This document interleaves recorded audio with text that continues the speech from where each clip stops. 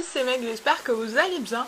On se retrouve ce soir pour une guidance sur cette nouvelle lune en Vierge, encore une fois, et bien sûr pour cette éclipse solaire. J'espère que tout le monde a pris un petit café, quelque chose pour s'aligner avec cette guidance.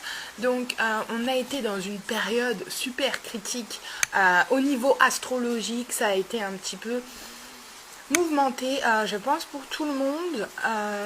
On va faire un petit peu le point sur cette météo, sans mauvais jeu de mots, très orageuse.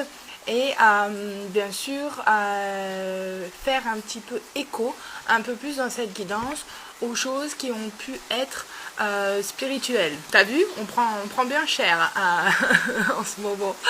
Je ne sais pas si on entend la pluie d'ailleurs, ni l'orage, mais en tout cas, j'espère que ça ne gêne pas trop le son de cette vidéo. Donc comme je le disais, n'hésitez pas à prendre un petit café. On va essayer de faire le point ce soir sur un aspect beaucoup plus spirituel et certains symptômes qu'on a pu ressentir. Et aussi travailler un petit peu plus sur la façon dont on va pouvoir intégrer les énergies d'éclipse et comment on va pouvoir justement avoir ce lâcher prise pendant cette période. Pourquoi? Parce que c'est une période qui est très très tendue.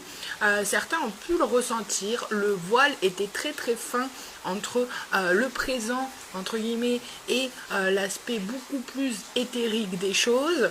On a pu avoir une intuition, qui plus est avec toute cette histoire de rétrograde autour et de toutes ces grosses planètes qui rétrogradent, on a pu avoir cet aspect et comment dire, ces instincts un peu plus aiguisés. On a pu avoir une intuition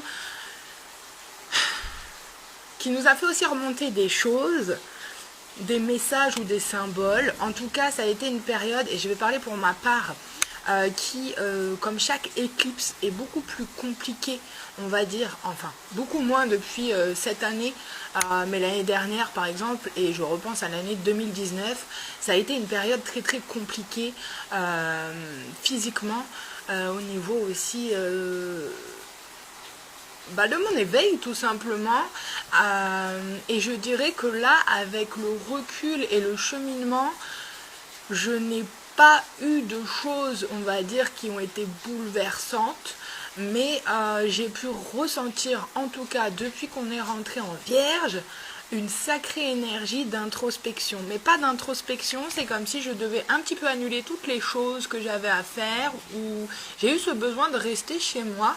Et voilà, pour les gens qui me connaissent, je suis quelqu'un de très solitaire, trop solitaire.